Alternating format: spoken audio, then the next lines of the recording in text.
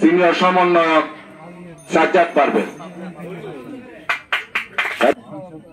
রাষ্ট্র সংস্কার বেলালপুর ইউনিট আয়োজিত আজকে সভার সহযোদ্ধা সভাপতি, উপস্থিত রাষ্ট্র সংস্কার আন্দোলনের কেন্দ্রীয় সমন্বয়ক অ্যাডভোকেট হাসনাত কাইয়ুম, অন্যান্য কেন্দ্রীয় নেতৃবৃন্দ এবং আপনারা যারা শুনছেন এবং যাদের সাথে আমার একটা দীর্ঘ জীবন,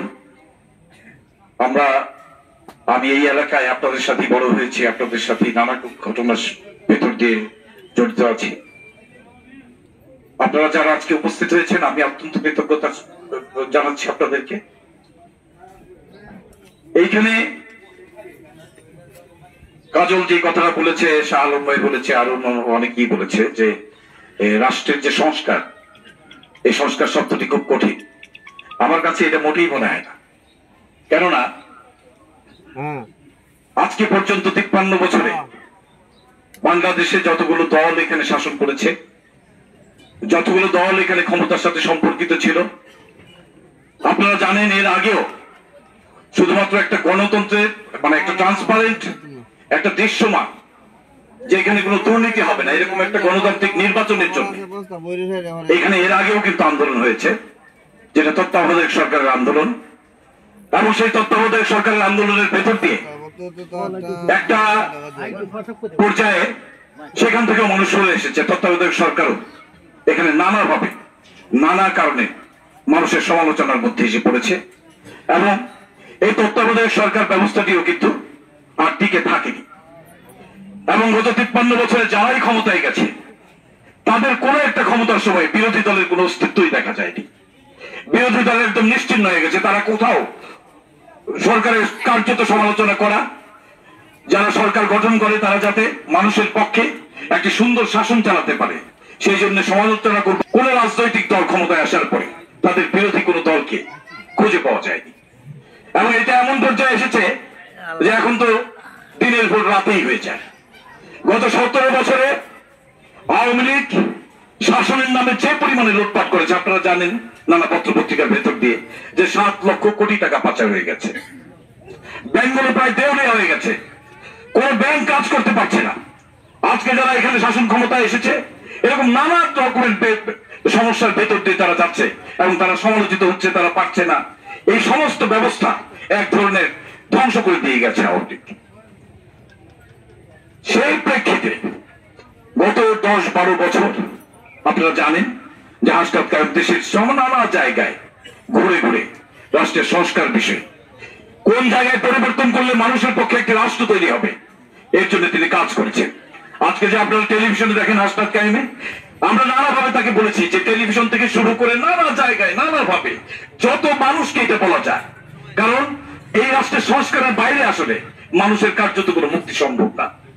আপনারা দেখেছেন যে রাষ্ট্র সংস্কার আন্দোলন তারা কি বলেছে, তারা বলেছে, আপনাদের আরেকটা কথা বলি যে হাসনাত কাইয়ুম যে পরিবার থেকে এই রাজনীতিতে করতে এসছেন, হাসনাত কাইয়ুমের বাবা একজন মুক্তিযুদ্ধ ছিলেন।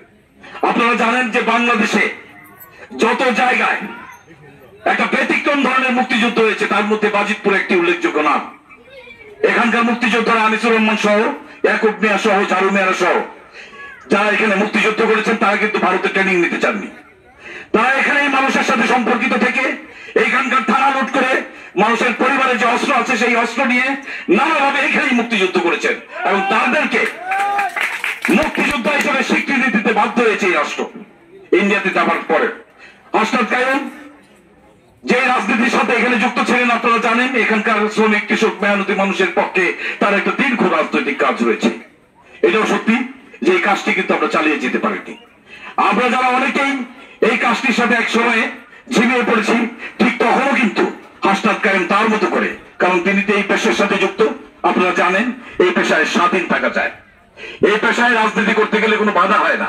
হাসনাত কাইয়ুম খুব প্রাথমিক পর্যায়ে উনি যখন ছাত্র উনি বলেছেন যে এই সাবজেক্টটা আমি যে পড়ছি বিশ্ববিদ্যালয়ের কারণ রাজনীতিটা আমি শেষ পর্যন্ত যেতে চাই, সেই কারণে আমার পেশার দিক থেকে আমি এমন একটা পেশা নিয়েছি যেখানে এই পেশাটা আমার রাজনীতির জন্য বাধা হয়ে দাঁড়াবে না। তাইলে হাসনাত কাইয়ুম কোথায় ব্যাপারটা ভেবেছেন আপনারা খুব খেয়াল করলে দেখবেন যে এই দেশটি স্বাধীন হওয়ার পরে মানুষের পক্ষে যে রাষ্ট্র তৈরি হওয়ার কথা, মানুষের পক্ষে যে সংবিধান তৈরি হওয়ার কথা, খুব তড়িঘড়ি করে পৃথিবীর নানা জায়গায় নানা ভাবে স্বাধীনতার পরে সংবিধান তৈরি হয়েছে, একটা দীর্ঘ সময় নিয়ে মানুষের নানা রকমের বিষয় বিবেচনা করে পর্যালোচনা করে রাষ্ট্রের সংবিধান তৈরি হয়েছে। কিন্তু বাংলাদেশের রাষ্ট্রের সংবিধানটি অত্যন্ত তড়িঘড়ি করে খুব কম সময়ের মধ্যে রচিত হয়েছে এবং এই সংবিধানে এমন মাত্রায় রাষ্ট্রের ক্ষমতাকে নিয়ে যাওয়া হয়েছে, শেখ মুজিবকে কল্পনা করে এই রাষ্ট্রের ক্ষমতা সংবিধান এমন ভাবে সন্নিবেশিত হয়েছে যে তিনি যা ইচ্ছে তাই করেন, তার কোনো কিছুর জন্যই কাউকে জবাবদিহিতা করতে হবে না। যে কারণে এই সংবিধানের ভেতর দিয়ে গত 53 বছরে এই রাষ্ট্রে যতগুলো রাজনৈতিক দল ক্ষমতা এসেছে, যতগুলো দল রাজনীতির নামে এখানে মানুষকে শাসন করেছে, তারা প্রত্যেকেই এই একতান্ত্রিক এই ফ্যাসিস্ট রাষ্ট্র তৈরি হওয়ার সংবিধানকে ব্যবহার করেছেন এবং মানুষের বিপক্ষে তারা একটা রাষ্ট্রকে পরিচালনা করেছেন। অথচ আপনারা খেয়াল করে দেখবেন যে আমাদের ট্যাক্সের টাকায় আপনারা খুব ভালো করে জানেন যে 1 কেজি কেরোসিন তেল কিনতে কত কম টাকা লাগে। আপনারা যে সিগারেট খান, আপনারা যা কিছু খান, আপনারা দেখবেন খুব কম টাকা এগুলো তৈরি হয়। এই সমস্ত টাকা আমরা যে এত এত বেশি বেশি টাকা দেই, এই সমস্ত টাকা কিন্তু ট্যাক্স হিসেবে আমরা দেই। এই ট্যাক্সের নাম হচ্ছে ইনডাইরেক্ট ট্যাক্স। যে কারণে আমরা জানি না আমরা যেই টাকা দেই, যেই টাকাতে এই রাষ্ট্রটা চলে, এই টাকা যে আমাদের, আমরা অনেকেই সেই খবরটা জানি না। এই যে জনগণের টাকায় রাষ্ট্র তৈরি হয়, এই যে জনগণের টাকায় সরকারগুলো নানা রকমের কাজ করে, তার সিংহভাগ টাকা তাদের কর্মীরা, তাদের রাজনৈতিক নেতৃবৃন্দ যে লুটে ফুটে খেয়ে যায় এবং সাধারণ মানুষের সন্তানেরা যারা কোনোদিনই এই সুযোগ পায় না, সেই সন্তানদের বিবেচনা এই রাষ্ট্র কোনোদিন করেনি এবং তারা দীর্ঘদিন এটা চালিয়ে যেতে পেরেছে। কেন পেরেছে? কেননা আমরা ভোট দেওয়ার ক্ষেত্রে, নেতৃত্ব নির্বাচনের ক্ষেত্রে আমরা খুবই অবহেলা করেছি। আমরা কোনোভাবেই ভাবিনি যে এখন একজন মানুষকে এই রাষ্ট্র, এই ক্ষমতা যেহেতু মানুষ বহন করে, তাহলে কোন মানুষকে আমরা ক্ষমতা দেব? যে মানুষ তার দীর্ঘ ঐতিহ্য রয়েছে, তার দীর্ঘ কাজ রয়েছে মানুষের পক্ষে, যে মানুষের সাথে বেইমানি করবে না, মানুষের পক্ষে যে শেষ পর্যন্ত লড়াই করে যাবে, এরকম মানুষ নির্বাচন কিন্তু আমরা করতে পারিনি। আমরা ওইসব মানুষকে নির্বাচন করেছি যারা আসলে শেষ পর্যন্ত আমাদের স্বার্থের পক্ষে থাকেনি। এই যে কোটা আন্দোলন, এই যে সাধারণ জনগণ ছাত্রদের সাথে মিলে সরাসরি পুলিশের সামনে জীবন দিয়ে এই যে পরিবর্তনটা তারা এনেছে, এরা কাদের সন্তান? এরা আমার আপনাদের সন্তান। কোটা কি? নানা রকম মুক্তিযুদ্ধ কোটা আছে, এই নানা রকম যে কোটা আছে আপনারা জানেন যে 65% চাকরি কোটার আন্ডারে চলে যায়, আর থাকে মাত্র 35%। এই 35% মধ্যে নানা রকম চলে এবং সেখানে আমাদের কৃষকের সন্তানরা, যে কৃষক ফসলের ন্যায্য মূল্য পায় না, যে কৃষক সারা জীবন ধরে পানির মধ্যে দাঁড়িয়ে থেকে ফাটা পা নিয়ে তার সন্তানকে একটা সুন্দর জীবন দেবে, একটা ভবিষ্যৎ দেবার জন্য আধবেলা উপোস থেকে তাদেরকে বিশ্ববিদ্যালয়ে পাঠায়, সেই সন্তানরা যখন কোটার নামে নানা রকম অব্যবস্থার ভেতর দিয়ে কোন রকম চাকরি জোগাড় করতে পারে না, তারা হতাশায় আত্মহত্যা করার মতো অবস্থায় যায়, সেইখানে এই রাষ্ট্র তাদের পক্ষে দাঁড়ায় না। সেই রাষ্ট্রকে সংস্কার করবার জন্য এই কৃষকের সন্তানরা, এই সাধারণ মানুষরা সবাই মিলে বুলেটের সামনে নিজেদের বুক ধরে দিয়ে এই সরকারকে পরাজিত করেছে, তাদেরকে পালিয়ে যেতে বাধ্য করেছে। আমাদের কথা হচ্ছে যে আপনারা নানাভাবে গ্রামে ঘুরলে আমি এটা শুনি যে বড় কোনো মার্কা নিয়ে আইব না, হাসপাত কেন কোন মার্কা নিয়ে আইব?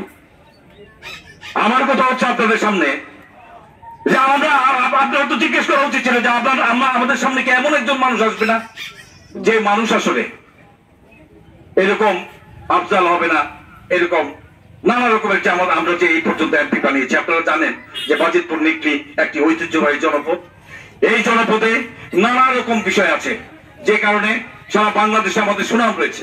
কিন্তু আমরা যখন ভোটের দিকে যাই, আমরা যখন রাজনৈতিক নির্বাচন, নেতৃত্ব নির্বাচনের ক্ষেত্রে যাই, তখন দেখি যে এইসব মানুষেরা মানুষকে শাসন করবার কোনো যোগ্যতাই রাখে না। তারা কোনো ধরনের সততা, কোনো ধরনের মানুষের পক্ষের কোনো কাজকে তারা বহন করে না। এমনকি এমন আমরা দেখেছি যে তাদের অত্যন্ত জঘন্য আত্মীয় স্বজনকে পর্যন্ত তারা নিজেরা তো এই ফ্যাসিস্ট শাসনকে চালিয়েছে। এই শাসন এমনকি আওয়ামী লীগ দলের মধ্যে কোন ভালো মানুষ, যারা ভালো সাংগঠনিক মানুষ, যারা আওয়ামী লীগকে ভালোবাসেন, এরকম মানুষজনকেও তাদের হাতে তারা নেতৃত্ব তুলে দেয়নি। তারা তাদের অযোগ্য আত্মীয় স্বজনকে দিয়ে সমস্ত মানুষকে শাসন করবার চেষ্টা করেছে। এবং এটা একটা পরিবারতন্ত্র, এটা কোনোভাবে একটা রাজনৈতিক লড়াই কিংবা একটা রাজনৈতিক চেষ্টা বলা যাবে না। এই যে মানুষের বিপক্ষের এই শাসন দীর্ঘদিন ধরে চলছে, এই শাসনের বিরুদ্ধে 1972 সালে যে সংবিধানের ভেতর দিয়ে এইরকম স্বৈরতান্ত্রিক স্বৈরাচারী চরিত্র তৈরি হয় এবং মানুষের বিপক্ষে তৈরি হয়, এইরকম ক্ষমতা, যেই ক্ষমতাকে আমরা কেউ টাচ করতে পারি না, কোন ধরনের গণতান্ত্রিক চেতনা, কোন ধরনের গণতান্ত্রিক ব্যবস্থা আমরা ফিরিয়ে আনতে পারি না। হাসনাত কাইয়ুম সেই জায়গাটার কথা বলছেন যে সংস্কারটা কোথায় করতে হবে? সংস্কারটা করতে হবে রাষ্ট্রের সংবিধানের ভেতরে। সংবিধানের ভেতরে, সংসদের ভেতরে, আলোচনার ভেতর দিয়ে এই সংবিধানকে যদি মানুষের পক্ষে পরিবর্তন করা না যায়, তাহলে কার্যত আর কোন জায়গাতেই যত রকম ভোটই হোক, তাদের পরিণতি গত 53 বছরে যা হয়েছে তা হতে বাধ্য। আমরা এই জন্য আপনাদেরকে বলি যে এই সংস্কারের পক্ষে যদি লড়াই করতে হয়, এই সংস্কারের পক্ষে যদি কথা বলতে হয়, তাহলে হাসনাত কাইয়ুমদের মতো মানুষদেরকে আমাদেরকে সংসদে পাঠাতে হবে। তাদেরকে ভোটের ভেতর দিয়ে এই রকমের মানুষকে নির্বাচন করতে হবে। আমরা তো মনে করি হাসনাত কাইয়ুম একা এই দীর্ঘ 12 বছরে সমগ্র বাংলাদেশ ব্যাপী যে লড়াই তৈরি করেছেন, খুব শেষের দিকে হলেও তিনি টেলিভিশনে, এগুলো আমাদের অনুরোধে, উনি টেলিভিশনে খুব বেশি আসতে চান এরকম মানুষ উনি নন। তারপর আমরা বলেছি যেহেতু আজকে টেলিভিশন পাড়ায় পাড়ায়, ঘরে ঘরে, নানা জায়গায় আছে, টেলিভিশন একটা প্রচারের বিষয়, সেই কারণে উনি টেলিভিশন থেকে শুরু করে সমস্ত বাংলাদেশের নানা জায়গায় ঘুরে ঘুরে মানুষের পক্ষে এই সংবিধানকে সংস্কার করবার জন্য একটি লড়াই গত 12 বছর ধরে তিনি তৈরি করেছেন। আমাদের খুবই পায়ে মাথা রেখে বলি, নিশ্চয়ই ভোট কোনো অবহেলার বিষয় নয়। আপনার ভোট পেয়ে যদি কোনো খারাপ লোক সংসদে যায় এবং যত রকম খারাপ কাজ সে করবে, এই পাপের অংশীদার কিন্তু আপনাদেরকে হতে হবে। ভোট অত্যন্ত গুরুত্বপূর্ণ জিনিস। এই ভোট এমন ক্ষমতা দেয় মানুষকে, যেই ক্ষমতা আপনার আমার জীবনকে বিপন্ন করে ফেলতে পারে। আপনাদের কাছে খুব বিনয়ের সাথে প্রার্থনার মতো করে বলছি, আপনারা অবহেলায় অযোগ্য লোককে আর এইভাবে আমাদের উপরে শাসন করবার জন্য ভোট দেবেন না। আপনাদের কাছে বিনীত প্রার্থনা। হাসনাত কাইয়ুম আমাদের এই ঘাঘটিয়া স্কুলের ছাত্র। আপনারা এক করতে বলা যায় হাসনাত কাইয়ুম এই মাটির সন্তান, একইভাবে হাসনাত কাইয়ুম কিন্তু এই মাটিরও সন্তান। এই ঘাঘটিয়া স্কুলে তিনি লেখাপড়া করছেন, আপনাদের সন্তান। আপনারা আজকে এখানে সভা হয়েছে, আপনাদের ঘরে ঘরে যাব, আপনাদেরকে বলবো আমরা আমাদের এই কথাগুলো, কেননা আমরা এমন একজন লোককে নিয়ে কথা বলছি যিনি সত্যিকার অর্থে একটা বড় রকমের পরিবর্তন, একটা বড় রকমের আশা আমাদের জন্য তৈরি করতে পারে, আমাদের জন্য একটি সুন্দর রাষ্ট্র এবং মানুষের পক্ষে একটি মানবিক রাষ্ট্র তৈরি করবার জন্য হাসনাত কাইয়ুমকে আপনাদেরকে সহযোগিতা করবার অনুরোধ করছি। আপনারা সবাই ভালো থাকবেন, আপনাদের জন্য অনেক শুভকামনা।